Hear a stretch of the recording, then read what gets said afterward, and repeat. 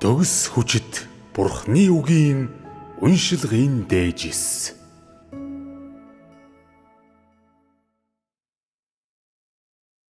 Бүх орчлон ертөнцид хандсан Бурхны айлдваруудын нууцын тухай тайлбар. 3 дугаар бүлэг. Өнөөдөр нэгүүлслийн эрен үе биш. Өршөөлийн эрен үе ч биш. Харин Бурхны ардуудын илчлэгддэг хаанчлалын эрен үе буюу Бурхан альвааг шууд бурханлаг чанараар хийдэг эрен үе юм. Тиймээс Бурхны үгийн энэхүү бүлгээр Бурхан өөрийнх нь үгийг хүлээн авдаг бүх хүнийг сүнсний ертөнц рүү хөдөлдөг. Эхний доголморт тэрээр эдгээр бэлтгэлийг урьдчилан хийсэн бөгөөд хэрвээ хүн Бурхны үгийн талаар мэдлэгтэй бол учхийг даган мөрдөж Бурхан өөрийнхөө ардуудад юу хийж гүйцэтгэхээр хүсэж байгааг шууд ухаарах болно. Хүмүүсийг урдн үйлчлэл үзүүлэгчд гэх нэршлиг ашиглан туршсан бөгөөд өнөөдөр тэднийг шалгалтанд оруулсны дараа тэдний сургалт албан ёсоор эхэлдэг. Нэмж хэлэхэд өнгөрсөн үеийн үгийн суурьнд үндэслэн хүмүүс Бурхны ажлын талаар илүү их мэдлэгтэй байх ёстой бөгөөд үг болон хүн мөн сүнс болон хүнийг салшгүй нэгэн бүхэл буюу нэг ам, нэг зүрх сэтгэл, нэг үйлдэл, нэг их сурвалж гэж үзэх ёстой. Энэхүү шаардлага нь бүтээлийн цаг үеэс хойш хүнд Бурхны тавьсан хамгийн өндөр шаардлага юм.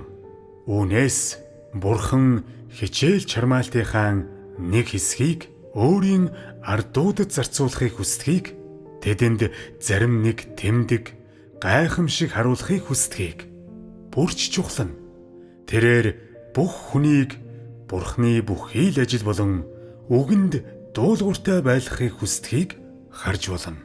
Нэг талаар Бурхан өөрөө гэрчлэлээ хамгаалдаг. Нөгөө талаар тэр өөрийнхөө ардуудад шаардлага тавьж олон нийтэд өөрийн захиргааны зарилгийг шууд гаргасан. Тиймээс та нар миний ард гэж нэрлэгдсэн болохоор юмс урдийгшгэ байхаа болсон. Та нар миний сүнсний айлдваруудыг сонсож дуулууртай даган миний ажлыг ойрхон дагах ёстой. Миний сүнс болон миний мах бодыг салгаж болохгүй. Учир нь бид бол төрөлхөөсөө нэг агаад угаасаа салшгүй билээ.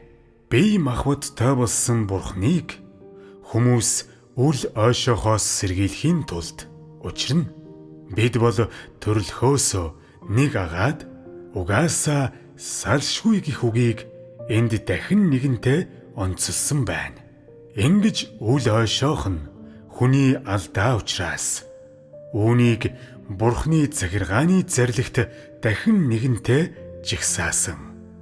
Дараа нь Бурхан хүмүүст Бурхны захиргааны зарилгийг зөрчихийн үр дагаврын талаар юу ч нуулгүйгээр мэдэгдэж тэд хохирол амсаж өөрсдийнхөө гашуун зовлонгийн аягнаас л уух болно хэмээн хэлсэн билээ. Хүн сул дорой учраас эдгээр үгийг сонссны дараа зүрх сэтгэлдээ өөрийн эрэхгүй Бурханаас илүү их болгоомжлох болсон. Учир нь гашуун зовлонгийн аяга гэдэг нь хүмүүсийг хэсэг зуур тунгаан бодуулахад хангалттай юм. Бурхны ярьдаг энэхүү гашуун зовлонгийн аягны талаар хүмүүст олон тайлбар байдаг. Үгээр шүүгдэх, хаанчлалаас хөөгдөх, хэсэг зуур тусгаарлагдах, эсвэл махан биеэ сатанаар завхруулж, муу ёрийн сүнсэнд эзэмдүүлэх, Бурхны сүнсэнд хаягдах, эсвэл махан биеэ эцэс болгож, үхэгсдийн орон руу цөлөгдөх. Эдгээр тайлбар нь хүмүүсийн бодол санаагаар хүрч болох зүйл тул хүмүүс төсөөллөөрөө тэдгээрээс хэтрэн гарч чаддаггүй. Гэхдээ Бурхны бодол хүнийхтэй адилгүй. Өөрөөр хэлбэл гашуун зовлонгийн аяга гэдэг нь дээрх зүйлсийн алийг ч хэлдэггүй. Харин Бурхны харьцалтыг хүлээн авсны дараах хүмүүсийн Бурхны тухай мэдлэгийн хэмжээг хэлдэг. Үүнийг илүү тодорхой хэлбэл хүн Бурхны сүнс болон түүний үгийг дур зоргоороо салгах үед эсвэл үг болон хүнийг юм уу?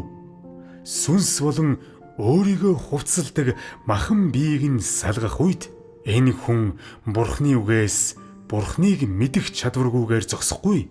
Хэрвээ Бурхныг баг зэрэг сэжиглэх юм бол цаг ямагт сохор болно. Хүмүүсийн төсөөлдөг шигээр тэднийг шууд тастан хайдаггүй. Харин ч тэд аажмаар Бурхны гисхээлтэд ундаг. Өөрөөр хэлбэл тэд асар их гамшигт унаж хинч тэдэнтэй таарч тохирдоггүй ба тэд муу ёрын сүнсэнд эзэмдүүлсэн мэт хаашаа ч явсан юм мөргөж байдаг толгойгүй ялаашгил байдаг. Тэгсэн ч гэсэн тэд орхин явах чадваргүй хിവэр байдаг. Тэдний зүрх сэтгэлд юмс дүрслэн хэлхийн аргагүй хэцүү бэрх байж зүрх сэтгэлд нь үгээр хэлшгүй их зовлон байгаа мэт байдаг атал амаа ангааж чадалгүй бүхий л өдрийг ухаан мэдрэлгүйгээр өнгөрүүлээд Бурхныг мэдэрч чаддаггүй. Эдгээр нөхцөл байдлын дор Бурхны захиргааны зарлиг тэднийг занал хийлдэг. Ингэснээр тэд ямар ч таашаалгүй байгаа хэрн чуулганыг орхин явж зүрхэлдэггүй. Үүнийг дотоод болон гадаад талын дайралт гэж нэрлэдэг бөгөөд хүмүүсийн хувьд үүнийг төвчгэд асар хэцүү байдаг. Энд хэлсэн зүйл хүмүүсийн үзлээс өөр. Учир нь тийм нөхцөл байдалд тэд Бурхныг ирж хайхаа мөн л мэддэг ба Бурхан тэднээс нүүр буруулах үед энэ нь тохиолддог. Үүнээс ч чухал нь яг үл итгэгчийн адилаар тэд Бурхныг огт мэдэрч чаддаггүй. Бурхан тийм хүмүүсийг шууд авардаггүй. Тэдний гашуун зовлонгийн аяга хоосрох үе нь тэдний эцсийн өдөр ирсэн үе юм. Гэхдээ энэ мөчид тэд Бурхны хүслийг ирж хайсаар байж үүнийг дахиад жаахан эдлэхийг хүсдэг. Гэхдээ ямар нэгэн онцгой нөхцөл байдал байхгүй л бол энэ цаг үе өнгөрсөн үеэс өөр билээ. Үүний дараа Бурхан бүх хүнд эерэг талуудыг ч бас тайлбарлаж тиймхүү тэд дахин нэгэнтээ амийг олж авдаг. Учир нь өнгөрсөн үед Бурхан үйлчлэл үзүүлэгчдэд ямар ч ам байхгүй гэж хэлсэн боловч өнөөдөр гинэтхэн доторх амийн талаар ярьсан. Амийн тухай ярьснаар л хүмүүс өөрсдийнх нь дотор Бурхны ам байж болох юм байна гэдгийг мэдсэн. Ийм маягаар Бурхны гих тэдний хайр хэд дахин нэмэгдэж тэд Бурхны хайр өршөөлийн талаар илүү их мэдлэгийг олж авдаг. Тиймээс эдгээр үгийг харсны дараа бүх хүн урдийн алдаандаа гимшиж нууцаар харуулслын нулимс урсгасан. Ихэнх нь бас Бурхныг сэтгэл хангалуун байлгах ёстой гэж чимээгүйхэн шийдсэн юм. Заримдаа Бурхны үг хүмүүсийн зүрх сэтгэлийн гүнийг нэвт хадгадаг болохоор хүмүүсийн хувьд тэдгээрийг хүлээн авахд бэрх, амар тайван байхад хэцүү байдаг. Заримдаа Бурхны үг чин үнэн жагаад үнэн сэтгэлийн байж хүмүүсийн зүрх сэтгэлийг дулаацуулдаг. Тэгснээр хүмүүс тэдгээрийг уншсныхаа дараа олон жил төөрсөн хураг эхийгэ дахин харж байгаа мэт байдаг. Тэгээд нүдэнд нь нулимс цэйлэгнэж сэтгэл хөдлөлт автан өөрсдийгөө Бурхны тэвэрт аваачаар байж сууж ядан ихэр татан уйлж үнэнч зангаа Бурханд харуулахын тулд олон жилийн турш зүрх сэтгэлд нь байсан үгээр дүрслэхийн аргагүй өвдөлт шаналлыг гаргадаг. Хэдэн сарын туршилтын улмаас тэд баг зэрэг мэдрэмтгий болж дөнгөж сая сэтгэл санааны зочролд орсон юм шиг мөн олон жилийн турш хэвтэрт байсан өвчтөй хүн мэт байдаг. Тэднийг Бурхны үгэнд тууштай итгүүлэхийн тулд Бурхан дараах үгийг олон удаа онцлон тэмдэглэсэн байдаг. Ажлын хаан дараагийн алхмыг саад бартаагүй, төвөггүй урагшлуулахын тулд би өөрийн гэрт байгаа хүмүүсийг туршихдаа үгийн цэвэршүүлэлт хэрэгэлдэг. Энд Бурхан өөрийн гэрт байгаа хүмүүсийг турших гэж хэлсэн. Эдгээрийг сайтар уншвал хүмүүс үйлчлэл үзүүлэгч болж үйлдэх үедээ Бурхны гэр доторх хүмүүс хэвээр байдаг гэдгийг мэдэж болно. Түүнчлэн эдгээр үг нь Бурхны ардууд хэмээх нэрэнд хандах Бурхны үнэн сэтгэлийг онцолж хүмүүсийн зүрх сэтгэлд тодорхой хэмжээний тайтгарал авчирдаг. Тэгвэл Бурхны үгийг уншсны дараа хүмүүст байдаг олон илэрлийг эсвэл Бурхны ардууд гих цол хараахан илчлэгдээгүй байх үеийг Бурхан яагаад ахин дахин заан үзүүлдэг юм бэ? Энэ нь Бурхан бол хүний зүрх сэтгэлийн гүнийг хардаг Бурхан мөн гэдгийг л харуулахын төлөө байдаг үсв. Энэ нь учир шалтгааны зөвхөн нэг хэсэг. Энд энэ нь ердөө 2 дугаар зэргийн ач холбогдолтой. Бурхан бүх хүнийг бүрэн үнэмшүүлэхийн тулд мөн Бурхны үгээс хүн бүр хангалтгүй байдлаа мэдж амьтай холбоотой урдын дутагдлаа мэдж авахын тулд үүнээс гадна ажлын дараагийн үе шатны төлөөх суурийг тавихын тулд ийхүү хийдэг. Хүмүүс өөрсдийгөө мэдсэн суурьндэл үндэслэн Бурхныг мэдхээр хичээж Бурхныг дуурайхаар эрэлхийлж чадна. Эдгээр үгээс болоод хүмүүс сөрөг, идэвхгүй байснаа эерэг идэвх санаачлагтай болон өөрчлөгддөг бөгөөд энэ нь Бурхны ажлын 2 дахь хэсгийн үндсийг суулгадаг. Ажлын энэ үе шатыг суурь болгосноор Бурхны ажлын 2 дахь хэсэг хялбар хэрэг болж хамгийн өчүүхэн жаахан хичээл чармайлт шаарддаг гэж хэлж болно. Тиймээс хүмүүс өөрсдийн зүрх сэтгэл доторх уйтгар гуньгаа үлдэн хөөж эерэг агаад идэвх санаачлагтай болох үед Бурхан энэ боломжийг ашиглан өөрийнхөө ардуудад өөр шаардлага тавьдаг.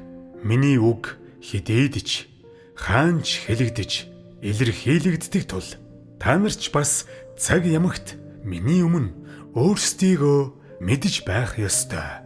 Учир нь өнөөдөр бол эцсийн эцэст өнгөрсөн үетэй адилгүй бөгөөд цаашид чи хүссэн бүхнээ биелүүлж чадахгүй. Харин чи миний үгийн удирдамж дор өөрийнхөө биеийг захирах чадвартай байх ёстой. Чи миний үгийг түшиг тулгуураа болгон ашиглах ёстой ба булчимгүй аашилж болохгүй. Энд Бурхан үндсэндээ миний үг гэдгийг онцлон тэмдэглэсэн. Өмнө нь ч гэсэн тэр олон удаа миний үг гэж дурдж байсан. Тиймээс хүн бүр үүнд өөрийн эрэхгүй анхаарал хандуулдаг. Тиймээс энэ нь Бурхны ажлын дараагийн үе шатны гол цөмийг илтгэдэг. Бүх хүн Бурхны үгэнд анхаарлаа хандуулах ба өөр ямар ч хайр байж болохгүй. Бурхны амнаас гарсан үгийг бүгд нандинах ёстой ба тэдгээрийг хөнгөн хуумгаа авч үзэх ёсгүй. Тиймхүү нэг хүн Бурхны үгийг уншиж олон хүн амен хэмээн хэлж дуулууртай байдаг чуулганы урдийн нөхцөл байдал төгсгөл болох болно. Тухайн үед хүмүүс Бурхны үгийг мэдээгүй. Харин тэдгээрийг өөрсдийгөө хамгаалах зэвсэг мэт авч үзсэн. Үүнийг өөрчлөхийн тулд Бурхан илүү өндөр шин шаардлагыг газар дээр хүнд тавьсан билээ. Бурхны өндөр стандарт, хатуу чанд шаардлагуудыг харсныхаа дараа хүмүүс сөрөг, идэвхгүй болдгийг болиулахын тулд Бурхан нэгэнт юмс өнөөдрийн ийм нөхцөл байдалд хүрсэн учраас та нар өнгөрсөн үеийн үйл хэрэг, үйлдэлдээ хэтэрхий их шаналж харамсах хэрэггүй. Миний уужим сэтгэл далай тэнгис, тэнгэр мэт хязгааргүй. Хүний чадвар болон миний талаарх мэдлэгийг би алган дээрээ тавьсан мэт мэддэг усуу хэмээн хэлж олон удаа хүмүүсийг зоригжуулсан. Эдгээр чин үнэнч, үнэн сэтгэлийн үг хүмүүсийн оюун ухааныг гэнэт нээж тэднийг цөхрлөөс Бурхны төлөөх хайрлуу мөн эерэг эдвэх санаачлагтай байдал руу нин даруй аваачсан. Учир нь Бурхан хүмүүсийн зүрх сэтгэл дэх сул талыг шүүрэн авч үгээ хэлдэг билээ. Энэ тухай мэдлгүйгээр хүмүүс өөрсдийн урдийн үйлдэлүүдээс болж Бурхны өмнө үргэлж эвгүйцдэг бөгөөд харуулслаа ахин дахин илэрхийлдэг. Тиймээс Бурхан эдгээр үгийг тун хэлбэрхэн хэвийн байдлаар илчилдэг. Ингэснээр хүмүүст Бурхны үг бол хүйтэн хөндөй үхмэл биш, харин хатуу агаад зөөлөн тод томруун агаад бодтой санагддаг. Бүтээлийн цаг үеэс эхлээд өнөөдрийг хүртэл Бурхан сүнсний ертөнцөөс хүнд зориулан бүхнийг чимээгүйхэн зохицуулсан бөгөөд сүнсний ертөнцийн үнэнийг хүнд хизээж дүрслэн өгүүлээгүй юм. Гэсэн ч өнөөдөр Бурхан тэнд явагддаг тулааныг гэнэт өгүүлсэн нь аяндаа хүмүүсийг бодлуулж Бурхан бол гүн гүнзгий ягаад ойлгохын аргагүй юм гэдгийг тэдэнд улам илүү мэдрүүлж тэдний хувьд Бурхны үгийн их сурвалжийг олоход бүрч хэцүү болгож орхидог. Сүнсний ертөнц байлдааны бэлэн байдалд орсон байгаа нь бүх хүнийг сүнс рүү аваачдаг гэж хэлж болно. Энэ бол ирээдүйн ажлын эхний шийдвэрлэх чухал хэсэг бөгөөд хүмүүсийг сүнсний ертөнц рүү оруулах учиг юм. Бурхны ажлын дараагийн алхам нь үндсэндээ сүнс рүү чиглэдгийг үүнээс харж болох бөгөөд үүний үндсэн зорилго нь бүх хүнийг мах бод доторх Бурхны сүнсний гайхалтай үйл хэргийн талаар илүү их мэддэг болгож улмаар Бурханд үнэнч бүх хүнд сатааны мунхаг байдал болон уг чанарын талаар илүү их мэдлэг өгөх явдал юм. Хэдийгээр тэд сүнсний ертөнцид төрөөгүй боловч тэдэнд сатаныг нүдэрээ харсан мэт санагдах бөгөөд тэдэнд ийм мэдрэмж төрөнгүүд Бурхан үг хэлэх өөр арга барил руу даруй шилждэг. Хүмүүс иймэрхүү сэтгэлгээтэй болмогц Бурхан яагаад би та нарыг ийхүү яаран сургаж байна вэ? Яагаад би та нарт сүнсний ертөнцийн бодит баримтыг хэлж өгдөг вэ? Яагаад би та нарт ахин дахин сануулж захидаг вэ гэж асуудаг. Гэх мэтчлэн бүхэл бүтэн цуврал асуулт нь хүмүүсийн оюун ухаанд олон асуулт төрүүлдэг. Яагаад Бурхан ийм өнгөөр ярьдаг юм бэ?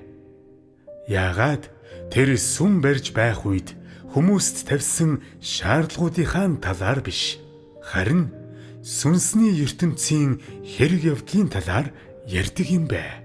Яагаад Бурхан нууцуудыг илчилснээр хүмүүсийн үзлийг тас зөгтөггүй юм бэ?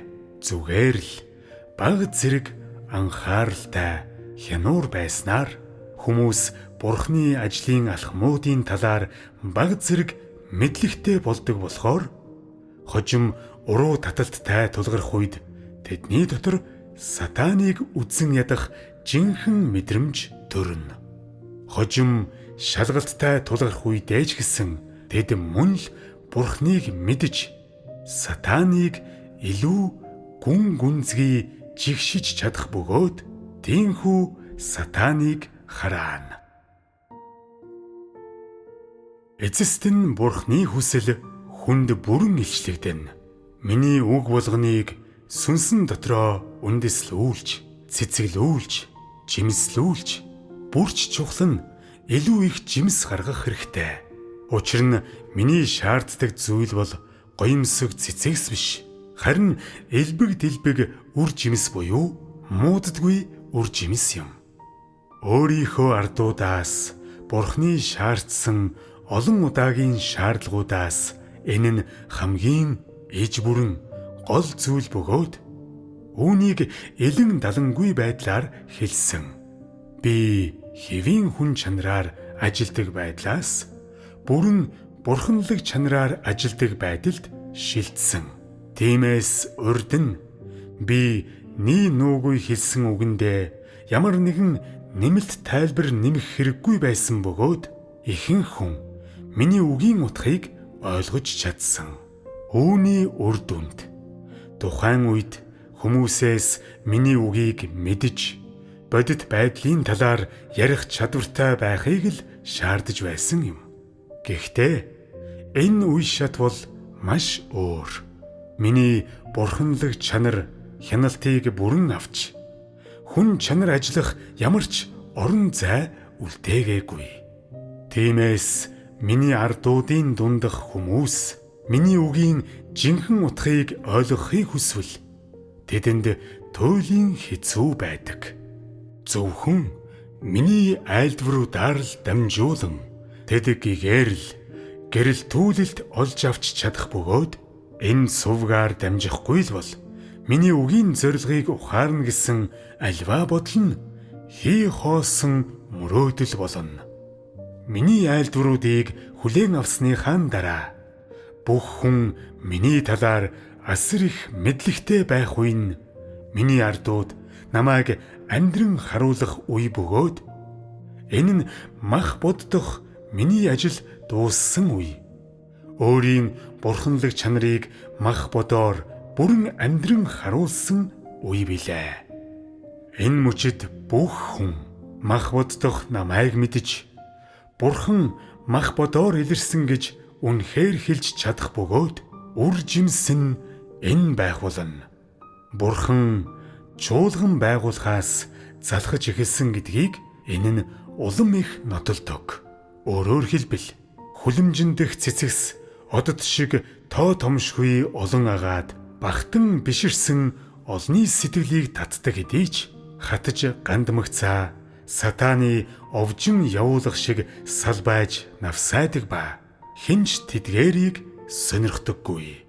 Хэдийгээр чуулганыг байгуулах цаг үед Бурхан бас биечлэн ажилласан боловч тэрээр үргэлж шин байдаг. Хизээж хуучин байдаггүй Бурхан учраас өнгөрсөн үеийн хэрэг явдлуудыг дурсан сандаггүй. Хүмүүсийн өнгөрснөө эргэн сандгийг болиулахын тулд тэрээр сатаны овжин явуулах шиг салбайж навсайдаг хэмээх үгийг ашигласан нь Бурхан дүрм журмыг мөрддөггүй гэдгийг харуулдаг. Зарим хүн Бурхны хүслийг буруугаар тайлбарлаж энэ нь Бурхны өөрийн хийсэн ажил байтал тэр яагаад хатж гандмагцсан хинч тэдгээрийг сонирхдаггүй гэж хэлсэн юм бэ хэмээн асууж магадгүй. Эдгээр үг хүмүүст илчлэл өгдөг. Хамгийн чухал нь тэдгээр нь бүх хүнийг шин, үнэн зөв, эхлэлийн цэгтэй болгодог. Тэр үед л тэд Бурхны хүслийг хангалуун болгож чадна. Эцэстээ Бурхны ардууд үнэн зөв, хүчин давтаагүй, өөрсдийнх нь зүрх сэтгэлээс гарсан магтаалыг Бурханд өгч чадна. Энэ бол Бурхны 6,000 жилийн удирдлагын төлөвлөгөөний гол цөмд байдаг зүйл юм. Өөрөөр хэлбэл энэхүү 6,000 жилийн удирдлагын төлөвлөгөөний биелэлт нь энэ. Бүх хүнд бие махбодтой болсон Бурхны ач холбогдлыг мэдүүлж, Бурхан махбод болсныг буюу махбод дахь Бурхны үйл хэргийг тэдэнд боддоор мэдүүлэх явдал. Ингэснээр тэд тодорхойгүй Бурхныг үгүйсгэж, мөнхөөс мөнхөд үнэхээр боддоор оршин байсан өнөөдрийн бас өчигдрийн үүнээс ч илүүтэйгээр маргаашийн Бурхныг мэдэх юм. Тэр үед л Бурхан амралтад орно.